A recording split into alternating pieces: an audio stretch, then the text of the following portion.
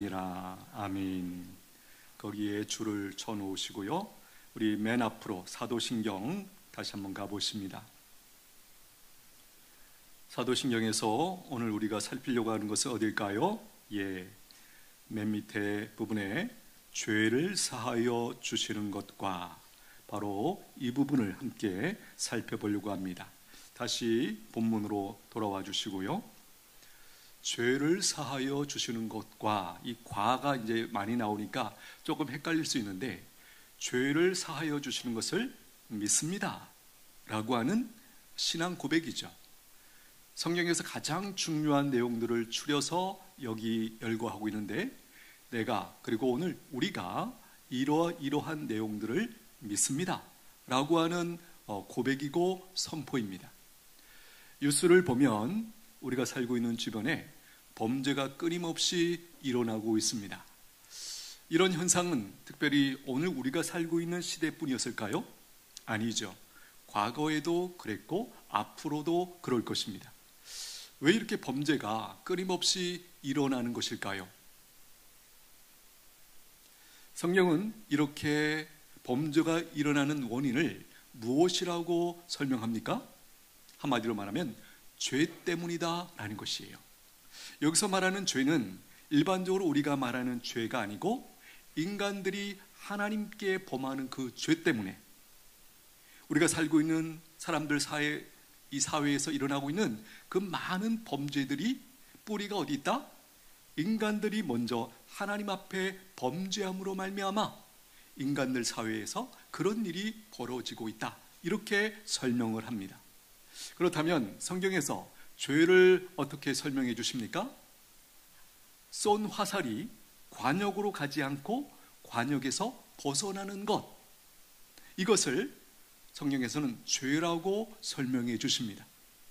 화살을 쏜 사람이 의도한 대로, 뜻대로 그 화살이 관역으로 가지 않고 못 미치거나 혹은 지나쳐가거나 혹은 옆으로 이탈하거나 벗어나는 그런 상황을 바로 죄다, 이렇게 설명을 한다라는 것이에요.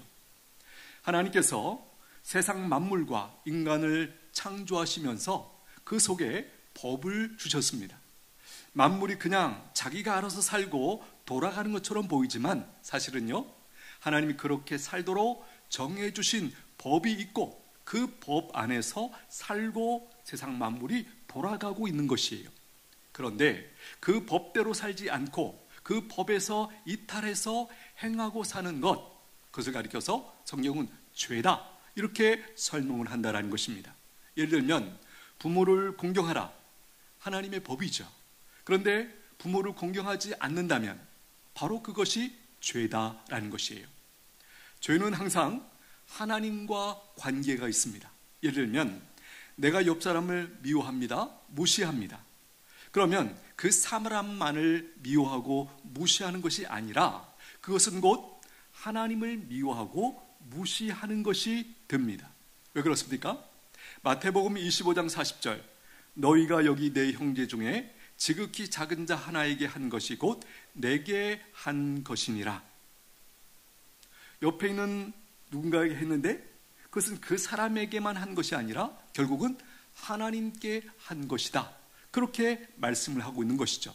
그러므로 모든 죄는 하나님께 죄를 고백하고 용서를 받아야 하는 것이에요.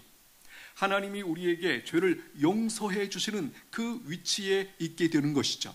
물론 내가 죄를 범한 그 사람에게도 죄를 구하고 용서를 구하고 배상해야 됩니다. 그러나 궁극적으로 최종적으로는 하나님께 용서를 받아야 정리가 되고 죄가 없어진다라는 것입니다. 예를 들면 다윗이 충성스러운 부하였던 우리야 그리고 그의 아내 밧세바에게 죄를 범했죠. 다윗의 죄를 하나님께서 나단 선지자를 통해서 지적해 주셨죠. 그때 다윗이 어떻게 반응합니까? 시편 51편 4절에 보니까 내가 주께만 범죄하여 주의 목전에 악을 행하였사오니 주께서 말씀하실 때에 의로우시다 하고 주께서 심판하실 때에 순전하시다 하리이다. 지금 이 다윗의 회개하는 모습을 보십시오. 내가 주께만 범죄하여 주의 목전에 악을 행하였사오니.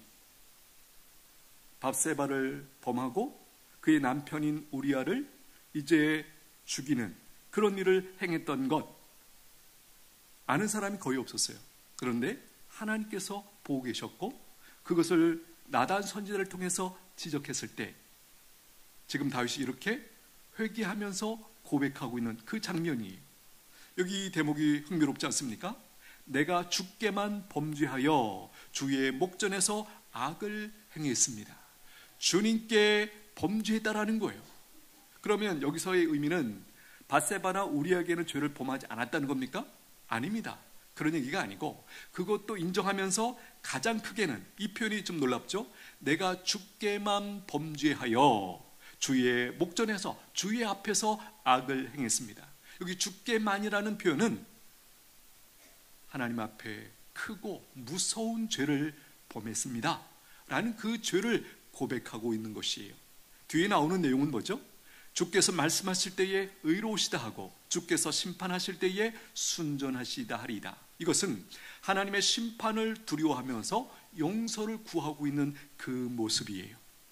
다윗은 자기가 부하였던 그 사람에게 죄를 범했지만 그것이 곧 하나님께 죄를 범한 것을 그가 알고 있었기에 하나님 앞에 용서를 구하면서 회개를 하고 있다라는 것입니다.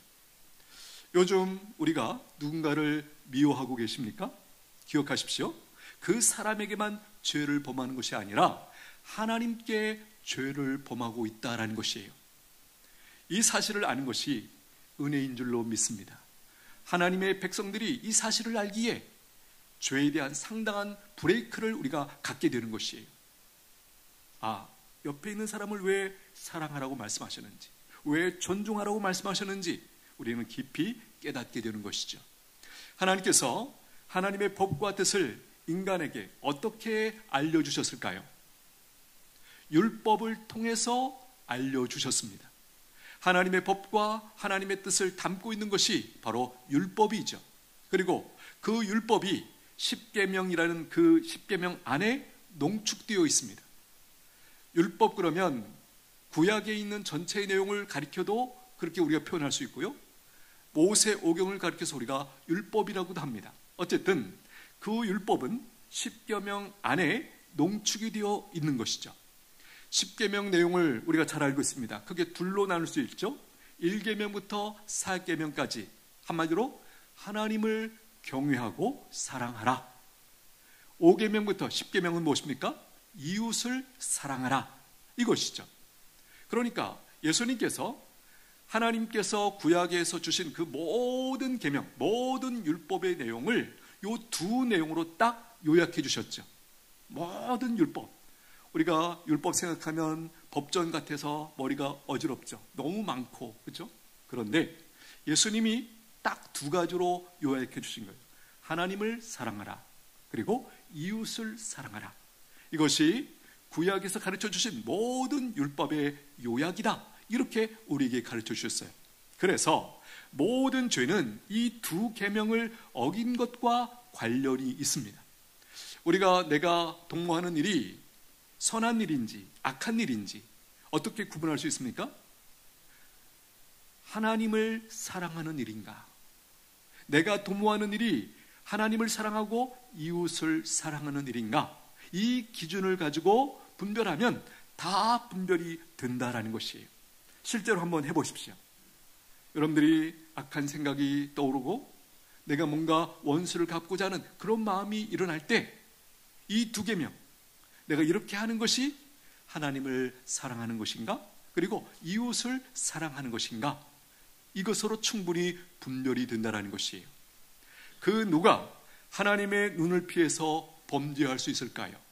혹은 범죄했을지라도 그것이 가려질까요? 사람들은 속일 수 있습니다. 그러나 하나님의 눈은 속일 수 없는 것이죠. 하나님 앞에 다 드러나게 되어 있습니다. 요한계시록 22장 12절 보라 내가 속히 오리니 내가 줄 상이 내게 있어 각 사람에게 그 행한 대로 갚아주리라. 각 사람에게 그 행한 대로 갚아주리라. 그러므로 죄를 지은 사람은 반드시 하나님 앞에서 책임을 져야 하고 그 죄에 대한 심판과 벌을 받아야 합니다. 받게 되어 있다라는 것이에요. 이 땅을 우리가 살아가면서 해결해야 할 가장 크고 중요한 문제는 무엇일까요? 바로 죄입니다. 세상에서 가장 무거운 짐이 무엇이라고 여러분이 생각하십니까? 우리가 이 정도 인생을 살아봤으면 우리의 결론은 동일합니다. 바로 죄의 짐이라는 거예요. 세상의 일도 힘들고 고난이 많지만 죄의 짐만큼 우리를 억압하고 짓누르고 우리의 삶을 파괴하는 그것은 없다라는 거예요. 우리가 이것을 잘 성경을 통해서 깨달으면 그것이 우리에게 복이 되는 줄로 믿습니다. 죄보다 더 무서운 적은 없어요. 표면적으로 보면 사람의 가장 중요한 문제는 의식주를 해결하는 것처럼 보여요. 그러나 성경에서 말씀하시는 사람의 가장 중요한 문제, 가장 시급한 문제는 무엇인가? 하나님과 사람들 사이에 죄로 말미암아 어그러진 그 상태, 그 죄의 상태를 해결하는 것이 가장 시급하고 중요한 문제다. 이렇게 가르치고 있다는 것이에요. 모든 인간은 다 자신의 죄 때문에 심판을 받고 죽을 수밖에 없고 지옥에 갈 수밖에 없습니다. 다 가고 있죠.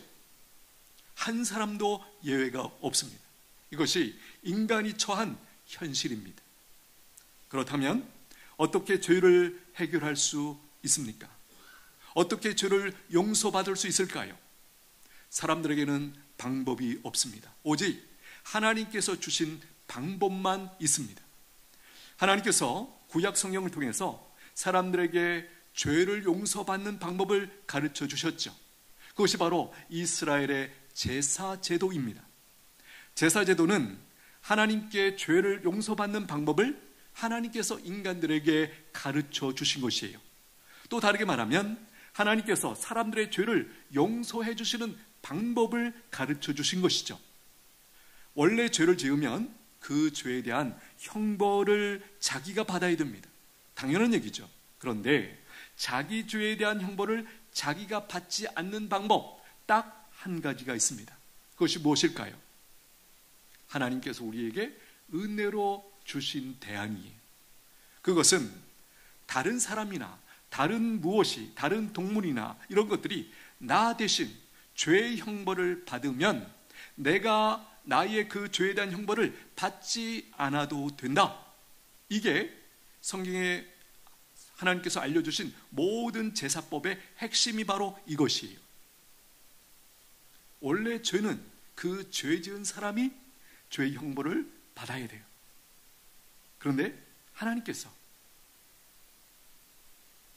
은혜로 내가 죄를 짓고 내가 죄를 당해서 죽는 것이 아니라 거기서 벗어날 수 있는 유일한 한 가지 길, 나 대신 누군가가, 그것이 구약성경에 보면 동물이고 어떤 제사 때 쓰이는 제물이죠.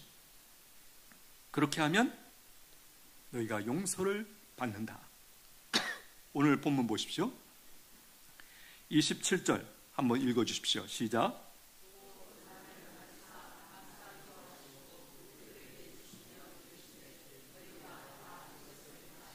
28절 제가 읽습니다. 이것은 죄사함을 얻게 하려고 많은 사람을 위하여 흘리는 바 나의 피 곧 언약의 피니라. 27절 잔을 가지사 감사기도 하시고, 이 대목은 뭐죠? 예수님의 마지막 만찬에서 우리가 행하고 있는 성찬식의 본을 보여주시는 그 장면에서 이제 잔을 가지시고 감사기도 하시는 장면이고, 이 잔이 무엇을 의미하는지 설명을 해주시는 대목이죠. 여기 잔에는 뭐가 있습니까? 포도주가 지금 담겨 있는 거죠. 그 잔을 드시고 예수님께서 감사기도 하시고 제자들에게 주시면서 이렇게 말씀합니다. 너희가 다 이것을 마시라. 뭘 의미한다고 설명합니까? 예수님이 흘려주신, 십자가에서 흘려주실 그 피를 이 포도주가 의미하는 것이고, 이것은 무엇을 위한 것이다? 너희의 죄를 사하려고 내가 내 몸을 찢어 흘려준 피다. 그렇게 설명하는 거예요. 예수님의 피를 상징하는 포도주를 다 마셔야 된다. 그래서 우리가 성찬식을 그토록 귀하게 여기고 중요하게 여기고 참여하고 있는 것이죠. 여기 예수님의 피를 상징하는 포도주를 마셔야 된다는 것, 이것은 겉으로 드러나는 우리가 절차죠. 형식이죠. 그런데 내용은 뭡니까? 2000년 전에 예수님께서 골고다 언덕에 십자가에 달려 피 흘려 죽으신 그 사건이 바로 나의 죄를 대신 지시고 내가 죽어야 할 그 자리에 예수님이 대신 죽어주신 그 사건이다 라는 그 사실을 믿는다 라는 고백이 이 성찬에 참여하는 것이에요. 28절, 이것은 죄 사함을 얻게 하려고 많은 사람을 위하여 흘리는 바 나의 피다. 예수님이 십자가에서 왜 피를 흘려주셨는가? 우리의 죄를 사해 주시려고, 우리의 죄를 해결해 주시려고, 우리의 죄를 용서해 주시려고 그렇게 하셨다라는 것이에요. 여기 끝에 나의 피다 이렇게 끝나지 않고 이것은 곧 언약의 피다. 어떤 의미일까요? 이렇게 예수님께서 죽으셔서 그 피로 말미암아 세상 죄를 씻어주시는 이것은 어느 날 갑자기 우연히 이렇게 된 것이 아니고 구약에서부터 하나님께서 약속하신 그것의 성취다. 그 성취로서 내가 지금 이렇게 십자가에 죽고 피를 흘려 너희의 죄를 사하는 것이다. 이렇게 알려주고 계시는 거예요. 이 약속은 하나님께서 보장하시는 약속이에요. 그래서 변함이 없는 것이고 흔들림이 없는 것입니다. 이 약속을 믿고 참여하는 모든 사람의 죄가 용서받는다라는 것입니다. 인류가 죄를 하나님께 용서받는 비결은 예수님이 나의 죄를 다 짊어지시고 죽어주셨다라는 사실을 믿는 것입니다. 할렐루야. 우리가 과거에 어떤 죄를 지었던지 예수님께서 내 대신 내 모든 죄를 지고 죽어주셨다는 이 사실을 믿으면 다 용서받을 수 있다. 하나님이 용서해 주시겠다. 이 약속이 바로 여기에 들어가 있는 것이죠. 무엇입니까? 우리가 흔히 말하는 복음의 핵심이죠. 여기서 말하는 믿음은 이런 것을 알고 있다는 지식으로는 안 됩니다. 부족합니다. 그러면 여기서 말하는 믿음은 뭘까요? 마음으로 믿으셔야 돼요. 믿음은 그 사실을 마음으로 믿고 그 사실에 자신을 던지고 맡기는 거예요. 신뢰하는 것이에요. 로마서 10장 10절, 사람이 마음으로 믿어 의에 이르고 입으로 시인하여 구원에 이르느니라. 사람이 마음으로 믿어야 의에 이른대요. 의라는 게 뭐죠? 하나님 앞에 옳다 인정받는 그 상태, 즉 예수님께서 십자가에 죽어주심으로 이루신 그 의를 우리가 힘입는 거죠. 예수님이 만들어주신, 십자가에서 만들어주신 그 의의 옷을 우리가 입을 때, 하나님 앞에 섰을 때 우리가 죄 없는 자로 여겨주신다, 발견된다 라는 그 뜻입니다.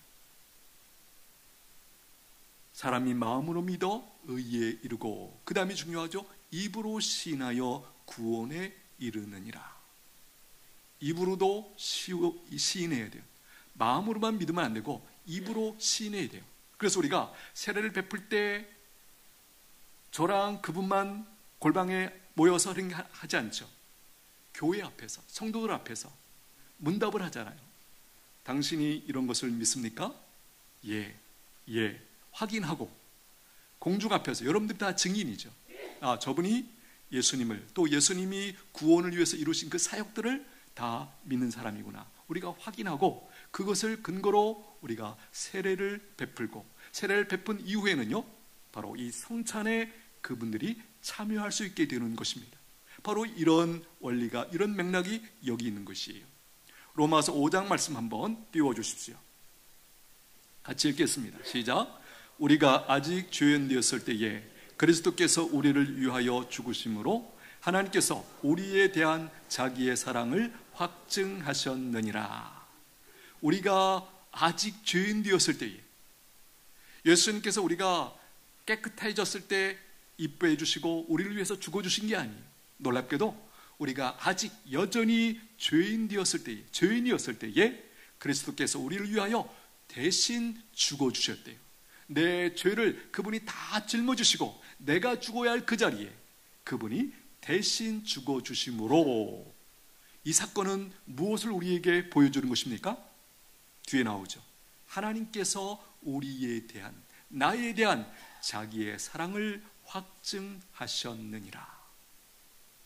예수님의 십자가, 그리고 예수님의 십자가의 죽음과 그 부활, 무엇입니까? 나를 향한 하나님의 사랑이에요. 그것에 대한 분명한 증거가 바로 예수님의 십자가의 죽음이다라는 것입니다. 이 사실을 알고 믿는 주의 백성들, 그래서 십자가를 볼 때마다 마음이 뭉클해지는 것이죠. 내가 어떤 자인지를 발견하죠. 내가 이와 같은 하나님의 놀라운 위대한 사랑을 받은 자인데 내가 이렇게 살 수 있다는 말인가? 라는 그 질문을 우리가 십자가 앞에서 하는 이유가 바로 이것이죠. 내가 이렇게 하나님의 사랑을 받은 사람인데 거기서 우리의 발걸음을 바르게 선택하는 일이 벌어지는 것이죠. 하나님의 죄 용서해 주심을 경험하면 우리에게 어떤 변화가 일어날까요? 한마디로 말하면 우리의 모든 것이 다 바뀌게 되어 있어요. 우리의 연약함이 강건함으로 바뀌고, 그렇죠? 우리의 부끄러운 것들이 변하여, 그렇죠? 건강하고 아름답고 멋진 삶으로 우리의 모든 것들이 바뀌게 되어 있어요. 그 중에 두 가지를 정리해 봅니다. 첫째는 하나님께 대한 영원한 감사와 기쁨으로 살게 됩니다. 내 죄 때문에 죄의 형벌과 지옥에 가서 영원한 형벌을 받아야 했는데 이 문제를 예수님께서 나 대신 십자가에서 다 해결해 주셨다. 여러분, 우리가 지나가다가 누가 조금 이렇게 짐을 들어줘도 우리 입에서 금방 나오는 표현이 뭐예요? 감사합니다, 고맙습니다. 그렇게 하죠? 하물며 여기 보십시오. 내가 내 죄로 말미암아 받아야 할 그 모든 형벌, 그리고 궁극적으로는 지옥에 가서 받아야 할 그 영원한 형벌을 예수님께서 나 대신 받아주셨다. 그래서 내가 살게 되었다. 내가 천국 가게 되었다. 내가 하나님 백성 되었다. 이 사실을 우리가 깨달을진데 우리 안에 마땅히 크기로 말하면 큰 감사가 아니죠. 그래서 이 표현을 쓸 수밖에 없어요. 영원한 감사. 지옥은 영원한 곳이죠. 그런데 그것을 면하게 해주셨다. 따라서 우리에게 얼마만의 감사가 아니고 우리가 표현할 수 있는 큰 감사가 아니고 영원한 감사가 우리 안에 들어오게 되는 것이에요.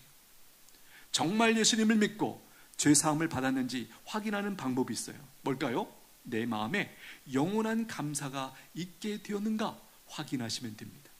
그런 사람은 인생을 살다가 어떤 고난을 만나도 그 가운데서 다 감사할 수 있어요. 왜입니까? 지옥에 가서 영원한 형벌과 비교하면 이 땅에서 우리가 경험하는 모든 고난은 다 작은 것으로 여겨지기 때문이죠. 그래서일까요? 성경은 우리에게 놀라운 말씀을 하십니다. 범사에 감사하라. 우리가 믿음이 없고 이 십자가의 은혜를 모를 때에는 이게 말이 되나? 이런 반응을 합니다.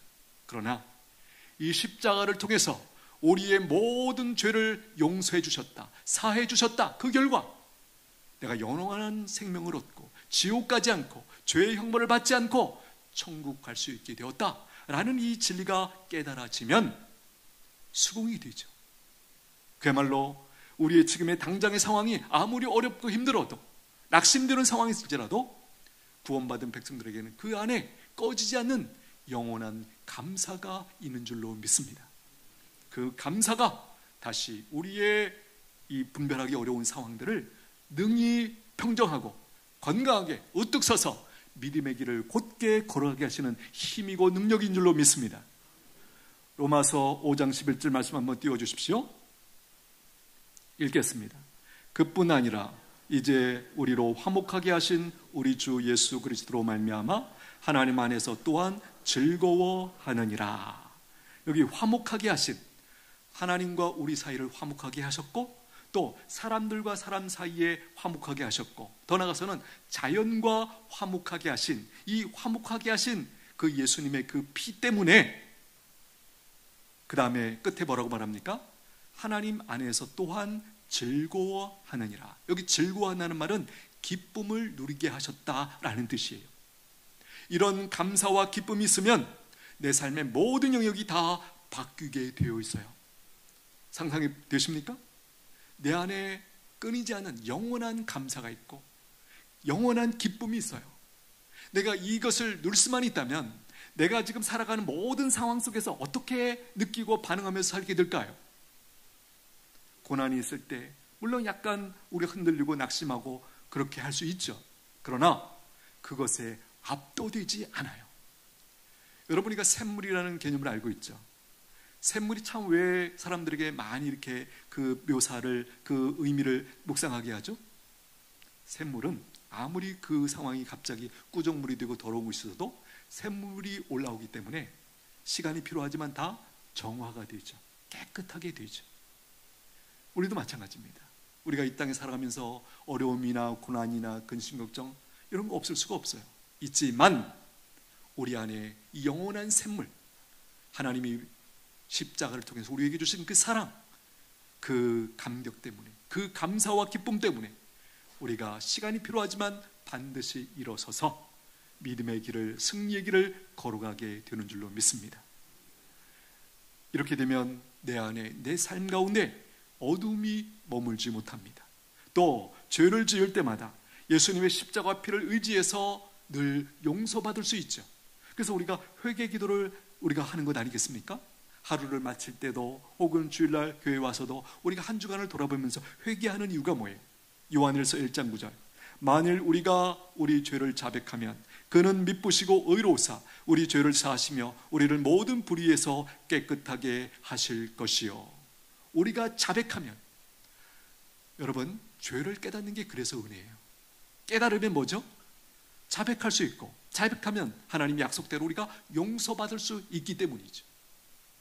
사람이 하나님께 나아갈 수 있고 예배를 드릴 수 있는 유일한 길은 예수님의 피를 의지할 때뿐인 줄로 믿습니다.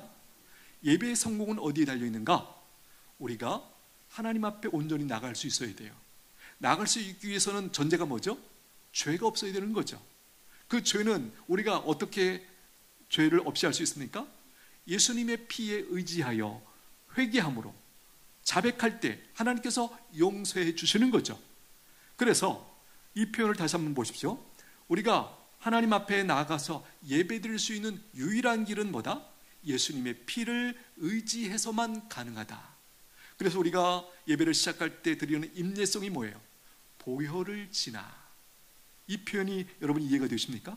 보혈, 예수님의 피를 통과해서 예수님의 피를 의지해서만 우리가 하나님 앞으로 나아가서 예배를 드릴 수 있고 하나님이 우리에게 주시고자 하는 그 은혜를 공급받을 수 있다라는 것이에요.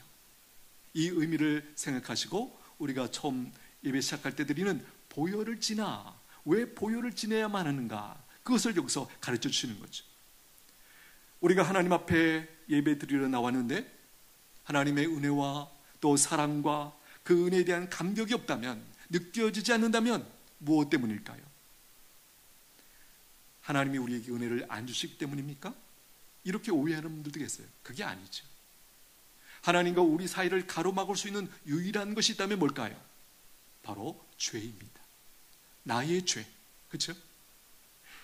그래서 우리가 하나님 앞에 나왔음에도 불구하고 하나님이 우리에게 주시는 사랑과 은혜와 이런 것들을 느끼지 못해요. 감지하지 못해요. 죄의 용서해 주심을 경험하면 우리에게 어떤 변화가 일어날까? 그 중에 하나는 다른 사람들을 용서하면서 살게 됩니다.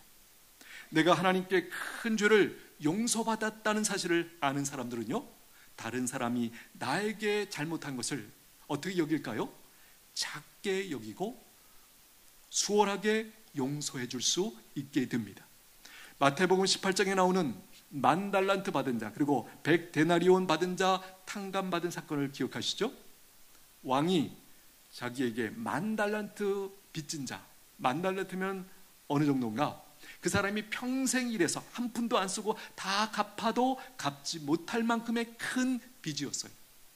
그런데 왕이 그 사람에게 탕감해 준다, 이렇게 선언해 주셨어요. 여러분, 빚을 지고 산다는 거 어떤 것인지 아시죠? 예, 다 압니다. 우리는 한두 번 다 경험이 있기 때문에 엄청난 압박이 있죠. 그렇죠? 여러분, 이 사람 평생 자기가 한 푼도 안 쓰고 갚아도 못 갚을 것을 탕감했어요. 안 갚아도 돼. 어땠을까요? 그야말로 살맛이 나는 거죠. 그런데 이 사람이 이제 나가다가 자기에게 100데나리온 빚진 자를 만났어요. 100데나리온은 아주 작은 돈이죠. 뭐 한 달 정도 벌면 벌 수 있는 그런 정도의 돈이에요. 근데 이 사람이 어떻게 반응하죠? 감옥에다 넣고 너 100데나리온 갚지 않으면 결코 나올 생각하지 마. 왕이 이 얘기를 듣습니다. 왕이 어떻게 반응했을까요? 성경에 표현은 없지만 굉장히 민망했을 것 같아요. 여러분, 이 10,000달란트 이 빚진 자 탕감 받은 거 지금 누구 얘기하는 거죠? 우리 얘기, 나 얘기하는 거예요. 이것을 깨달으셔야 돼요. 할렐루야. 우리 모두는 한 사람도 예외 없이 모든 사람은 하나님 앞에서 이 10,000달란트를, 이 죄의 빚을 다 탕감받은 사람들이에요. 할렐루야. 왕이신 그분이 우리에게 기대하신 건 뭘까요? 살아가면서 나에게 죄 지은 사람을 어떻게 하라? 용서해 줘라. 이게 메시지예요. 오늘 말씀을 정리합니다. 사람이 살아가는데 가장 큰 문제는 죄입니다. 그 죄를 해결할 수 있는 유일한 길은요, 예수님의 피를 믿을 때만 가능해요. 그리고 그 죄를 용서받고 경험한 사람은 그 마음에 뭐가 있어요? 영원한 감사와 기쁨을 가지고 살게 되고요, 또 한 가지, 다른 사람들을 용서하면서 살게 된다라는 것이에요. 여러분, 하나님의 나라는 이 죄 용서를 통해서 확장되는 줄로 믿습니다. 성도들의 중요한 목표가 무엇입니까? 하나님의 나라를 세워가는 것이에요. 확장되는 것이에요. 그 강력한 방법이 무엇인가? 우리가 먼저 하나님께 용서를 받고 그 용서를 가지고 또 다른 사람들을 용서하면서 살아가는 것이에요.